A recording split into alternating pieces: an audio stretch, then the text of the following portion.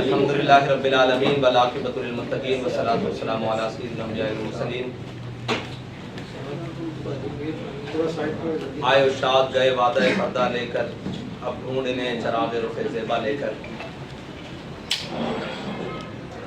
شیخ الحدیث امیر المجاہدین قائد ملت اسلامیہ فنافی خاتم النبیین امیر المجاہدین علامہ مولانا خادم حسین رضوی نبر اللہ مرقدہ کے سالانہ عرس کی تقریبات کے آغاز کے سلسلے میں یہ پریس کانفرنس اور آپ ساتھیوں کو مدعو کیا گیا ہے۔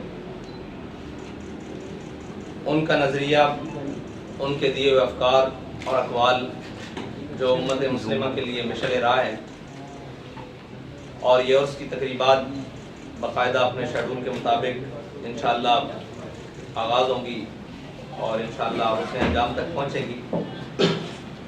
اور ان کے نظریات جس نے پوری دنیا میں ایک امت مسلمہ کے اندر خوابیدہ لہر اور جناب ایک جو عشق مصطفیٰ صلی اللہ علیہ وسلم کی لہر پیدا کی، اسی عزم و استقلال کے عزم نو کے لیے، اسی جذبے کے عزم نو کے لیے، انہی افکار کو مزید اقوام عالم تک پہنچانے کے لیے اور اپنے لوگوں کے دلوں میں دوبارہ سے اسی روشنی کو مزید اجاگر کرنے کے لیے اس تقریب کا اہتمام ہے۔ اور ہمارے صوفیاء کے سلسلے میں یہ تقریبات نہایت اہمیت کا حامل ہوتی ہیں، جس کے اندر اس شخصیت کے ان تمام زندگی کے پہلوؤں پر روشنی ڈالی جاتی ہے جو زندگی کے پہلو لوگوں کے لیے مشعل راہ ہوتے ہیں۔ اور امیر المجاہدین علامہ خادم حسین رضوی کی زندگی ایک جہد مسلسل ہے، اور جس کا ہر پہلو ایک درخشاں تاباں ستارے کی طرح چمک رہا ہے، اور اس کا ایک ایک لمحہ وہ ہمارے سب آنے والے اشاعتان مصطفیٰ کے لیے مشعل راہ ہے۔ اسی سلسلے کو مزید آگے بڑھانے کے لیے یہ نہایت طویل اور بڑی خوبصورت اور 3 روزہ عرس کی تقریبات رکھی گئی ہیں، جنہیں انشاءاللہ جس کے اندر پاکستان نے بین الاقوامی سطح کی بھی تمام شخصیات جن کو ہم نے مدعو کیا ہے، اگر کوئی رکاوٹ نہ بنی تو وہ انشاءاللہ تشریف لائیں گے اور اپنے خطابات سے اور اپنے افکار سے انشاءاللہ لوگوں کے دلوں کو منور کریں گے۔ اور علامہ خادم حسین رضوی نبر اللہ مرقدہ کی زندگی ناموس رسالت، ختم نبوت اور دین اسلام کے پرچم کو سربلند کرنے کے لیے اور وطن عزیز پاکستان کی نظریاتی اور جغرافیائی سرحدوں کی حفاظت کرتے ہوئے گزری۔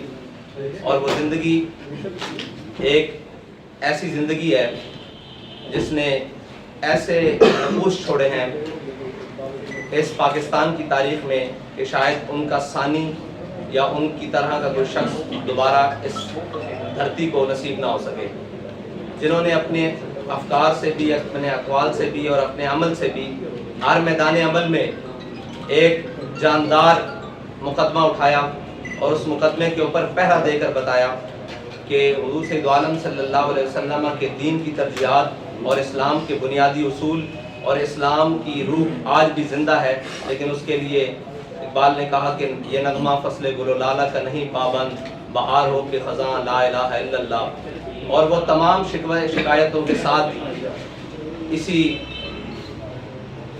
پاکستان کی مٹی کے ساتھ اور وفادار رہے، اور اسی پاکستان کو حضور سید عالم صلی اللہ علیہ وسلم کے دین کی اماج گاہ بنانے کے لیے آخری وقت تک کوشاں رہے۔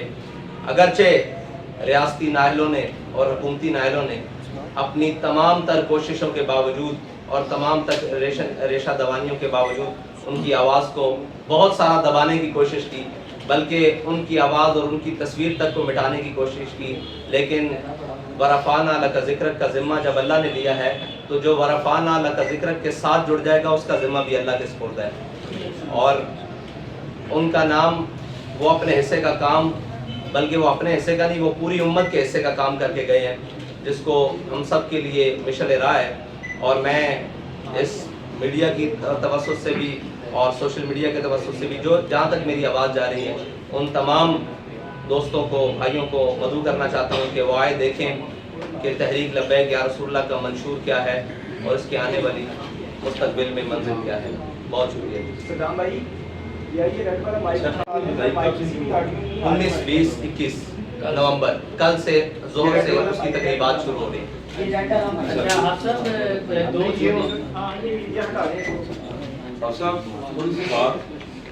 ملکی سیاست کے اس وقت جو صورتحال ہے، مہنگائی، بے روزگاری، بجلی، پیٹرول، بے یقینی کی صورتحال ہے، سیاسی عدم استحکام ہے، ڈالر رک نہیں رہا، اس پہ آپ کی جماعت کا موقف کیا ہے؟ دوسرا ایک ساتھ ہی اس کے ضمنی سوال ہے کہ چیف آف آرمی اسٹاف کی تعیناتی عمران خان صاحب کہتے ہیں کہ جی یہ حکومت نہیں کر سکتی، تو کیا آپ سمجھتے ہیں کہ وہ ٹھیک کہہ رہے ہیں کہ شہباز شریف کے پاس کوئی اختیار نہیں ہے وزیر اعظم کو تعینات کرنے کا؟ آپ نے ملک کے اندر مہنگائی، بے یقینی کی جو صورتحال کی بات کی ہے، وہ یہ ملک اسی وقت سیدھے راہ پر چل سکتا ہے جس مقصد کے لیے اس ملک کو بنایا گیا ہے. وہ مقصد تھا کہ ہم نے ملک بناتے ہوئے نعرہ لگایا تھا لا الہ پاکستان کا مطلب کیا، لا الہ الا اللہ محمد رسول اللہ. لیکن 70 سال اسی نعرے کے ساتھ غداری ہو رہی ہے. اسی نعرے کے ہم نے پس پش ڈال کر اس کے نظریات کو جہاں ہمارا دل کیا ہم نے بیچا، اور جس کا جو دل کیا اس ملک کے ساتھ کیا. اور جس ایک شخص نے جس نے بھی آیا اس نے اپنی نظریے کی بنیاد پر اس ملک کو چلانے کی کوشش کی. یہ ملک پاکستانی عوام کا ہے، یہ ملک اس میں بسنے والے 95% اسلامیان ہیں اور اسلامیان پاکستان ہیں. تو اس ملک کو جن نظریاتی بنیادوں پر حاصل کیا گیا تھا، جب تک ان پر نہیں چلایا جاتا تو یہ ملک کبھی اپنے ٹریک پر واپس نہیں آ سکتا. اور دوسری آپ نے بات کی کہ آرمی چیف کی تعیناتی، یہ سوال پہلے بھی ہو چکا. ہم نے کہا تھا کہ یہ ان کے ادارے کا مسئلہ ہے کہ وہ جس کو آرمی چیف لانا چاہیں سینیرٹی کی بنیاد پر یا قابلیت کی بنیاد پر، یہ ان کے ادارے کا مسئلہ ہے. اگر اس میں حکومت کا اختیار ہے تو حکومت جو بھی موجودہ ہے اس کو چاہیے کہ وہ آرمی چیف کی تعیناتی کر دے. اچھا آپ صاحب، دو مختصر سے سوال ہیں. تو یہ کہ آپ کی رہائی میں موجودہ سپاہ سالار کا بڑا آتا، اب چونکہ وہ جا رہے ہیں الوداعی ملاقاتیں بھی ان کی ہو رہی ہیں، مختلف کورس میں جا رہے ہیں، تو ان کا جو ٹینیور ہے اس کو حافظ صاحب رضوی امیر لبیک کس ترازو میں دیکھتے ہیں؟ کیونکہ آپ کی بات، آپ کی اسٹیٹمنٹ بڑی بھائی. اور دوسرا یہ سوال کا جواب لینے ایک ہی کافی ہے. آپ کا سوال ہر دفعہ آپ بہت سارے لے جاتے ہیں. نہیں، جتنا بھی سخت ہو جواب لے لیں. تحریک لبیک پاکستان کی بحیثیت امیر آرمی چیف کا ایک ذرے برابر بھی کردار نہیں ہے. تحریک لبیک پاکستان کے بحیثیت امیر سعد رضوی کی رہائی میں سارا کردار تحریک لبیک کے کارکنوں کا ہے. ٹھیک ہے جی. دوسری بات یہ ہے کہ آپ نے دوسرا سوال میں تھا جو ان کا جو رہا ہے as a Sipah Salar overall سرحدوں کی حفاظت کے لیے معیشت کو بہتر بنانے. نہیں، وہ تو بڑا عجیب ہے. کشمیر کی فروخت اسی ٹینیور میں ہوئی ہے. یہ اتنا بڑا کلک ہے کہ جس کو کبھی وہ شاید اپنے ماتھے سے دھو نہ سکے. آگے سے بتا دیں کہ اس وقت تمام جو مذہبی جماعتیں ہیں وہ سودی نظام کے خلاف جو ہے جدوجہد کر رہی ہیں کہ حکومت اب ختم کرنا چاہ رہی ہے. تو یہ سنجیدہ آپ کو نظر آ رہی ہے کہ یہ کوئی چیز میں اگر حکومت سنجیدہ ہوئی تو اس کی سنجیدگی سامنے آ جائے گی. ابھی تک تو بیان بازی کی حد تک ہی ہے. ہم اس وقت کا انتظار کر رہے ہیں. علامہ صاحب گزارش ہے کی باتیں بہت جانتے ہیں. کیا جنرل باجوہ واقعی جا رہے ہیں؟ جی، کیا جنرل باجوہ واقعی ریٹائر ہو رہے ہیں؟ میرے علم میں اس بات نہیں ہے کہ وہ ریٹائر ہو رہے ہیں یا نہیں. اگر ان کی مدت پوری ہو رہی ہے تو ریٹائر ہو رہے ہیں. علامہ صاحب گزارش یہ ہے آپ یہ بتائیے گا آپ کی اس کی جو تقریبات ہو رہی ہیں کیا اس میں علامہ آصف جیلانی کو بھی آپ نے دعوت دی ہے؟ ہم نے صلاح عام ہے یاران نقطہ دان کے لیے. آپ صاحب پی ٹی آئی کی جانب سے یہ پی ٹی آئی کی جانب سے موقع اختیار کیا جا رہا ہے کہ وفاقی حکومت امپورٹڈ ہے، اس کو بیرونی مداخلت کے ذریعے آئی ہے. کیا آپ بھی سمجھتے ہیں وفاقی حکومت امپورٹڈ ہے؟ اور دوسرا وہ ان کا یہ ہے کہ فوری الیکشن کروایا جائے. کیا فوری الیکشن کے حق میں آپ بھی چاہ رہے ہیں کہ فوری الیکشن ہو؟ میں تو 70 سے بعد بننے والی تمام حکومتوں کو امپورٹڈ کہتا ہوں، وہ سمیت عمران خان کے۔ اچھا ہم صاحب یہ بتا دیں الیکشن کے حوالے سے آپ بھی حمایت کرتے ہیں کہ فوری الیکشن ہو؟ الیکشن اپنے وقت پر ہونے چاہیے جو وقت ہے۔ علامہ صاحب یہ بتا دیں آپ کہ ٹی ایل پی بطور پریشر گروپ کام کرے گی یا سولو فائٹ رہے گی یا آگے مطلب حکومت میں آنے کا کوئی ارادہ رکھتی ہے؟ تحریک لبیک نظریاتی بنیادی سیاسی دینی جماعت ہے، یہ اپنے نظریے کی بنیاد پر ہمیشہ اپنا کردار ادا کرتی ہے۔ اچھا ہم صاحب یہ بتائیں کہ آپ کی جماعت جو ہے سیاست میں بھی حصہ لے رہی ہے، الیکشن بھی لڑتے ہیں، لیکن عوامی یہ سوال تو بڑا عجیب ہے۔ نہیں، عوامی ایشوز کے اوپر تو کبھی آپ نے کوئی آپ عوامی ایشو کسے سمجھتے ہیں؟ یہ مہنگائی پیٹرول مہنگائی سب سے پہلا مارچ کراچی میں ہم نے نکالا تھا، پھر لاہور کے اندر ہم نے نکالا تھا، پھر اس کے بعد بلاول صاحب کراچی سے اسلام آباد آئے تھے۔ مسئلہ یہ آپ کوریج نہیں دیتے، آپ کو یادداشت کمزور ہو جاتی ہے۔ سانحہ بیلیا میں جو ہے وہ ایف آئی آر کے آرڈر ہو گئے ہیں ڈی پی او، آر پی او، ڈی سی اور سب کے خلاف۔ کیا جن لوگوں کے خلاف ایف آئی آر کے آرڈرز ہوئے ہیں وہی ذمہ دار ہیں یا پس پردہ کسی اور کو بھی آپ ذمہ دار سمجھتے ہیں؟ وہ جو جے آئی ٹی بنی ہے اس کی رپورٹ ابھی تک نہیں آئی، جب آ جائے گی تو سارے ذمہ دار سامنے اس کے اوپر تمام میڈیا کو تھوڑا سا ایک لائن میں ضرور آگاہ کر دیجیے گا کہ جو محرکات ابھی جو پروپوگنڈا اس سے متعلق ہے اس کے بارے میں بھی لکھا۔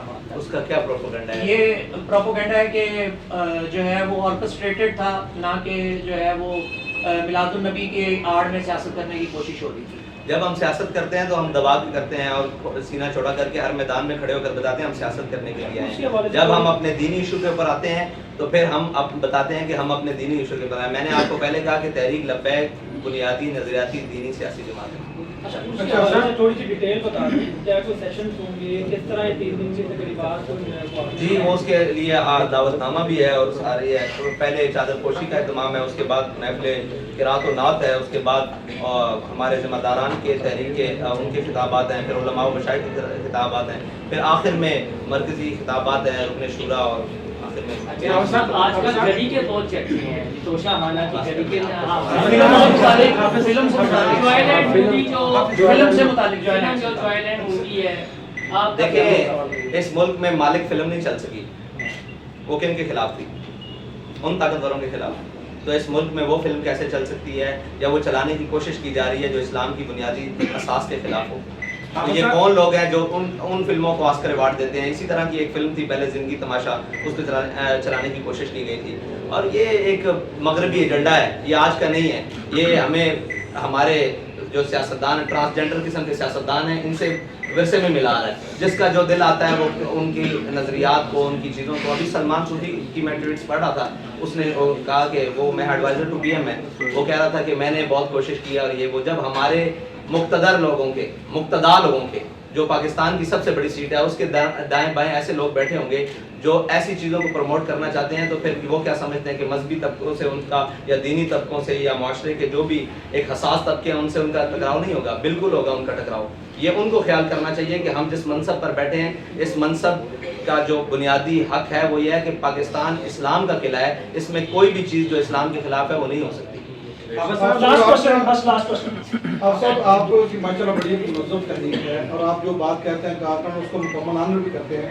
یہ تیر ڈورا جو آپ کا عرس ہو رہا ہے اس میں یہ راستے باندھ رہے ہیں جانبوجھ، تو کیا اس کے لیے آپ نے انتظامیہ سے کوئی ایل او سے لیا ہے یا اس کے متبادل آپ نے کچھ ارینج کیے ہیں یا یہ بس اپنے طور پہ یہ سارا ہوگا؟ اور یہ راستے عوام کو بھی کافی تکلیف ہوتی ہے سر اس حوالے سے جب یہ راستے بند ہوتے ہیں، تو کیا اس کا کوئی متبادل یا اچھا آپ کے پاس طریقہ؟ جی ہم نے انتظامیہ سے تقریباً 1 ماہ ہو گئے ان کے ساتھ مسلسل رابطے میں، اور ان کی طرف سے نو رسپانس، کسی قسم کا کوئی جواب نہیں آ رہا، کیونکہ وہ خود روڈ بند کرنے میں مصروف ہیں، وہ خود دھرنے دینے میں مصروف ہیں، ٹھیک ہے، اور ان کی ڈیوٹیز لگی ہوئی ہیں کہ وہ شاہراہیں بند کریں۔ اب ہماری مجبوری یہ ہے کہ ہمارے پاس کوئی قریب ایسا گراؤنڈ نہیں ہے، کوئی ایسی جگہ نہیں ہے، ہمیں مجبوراً روڈ کے اوپر پروگرام کرنا پڑتا ہے۔ جب آگے کی نظریات کی بات، اب ہم اپنا حق سمجھتے ہوئے روڈ بند کرتے ہیں۔ ابھی ہمارے پاس اگر اس کا متبادل کوئی جگہ ہو تو ہم نے ٹریفک کے جو ادارے ہیں ان سے بھی رابطہ کیا، پولیس سے بھی رابطہ کیا مسلسل، یہ تو ان کا کام ہے متبادل پلان دینا، لیکن اگر وہ نہیں دیں گے تو اس کے لیے ہم تیار ہیں بالکل انشاءاللہ۔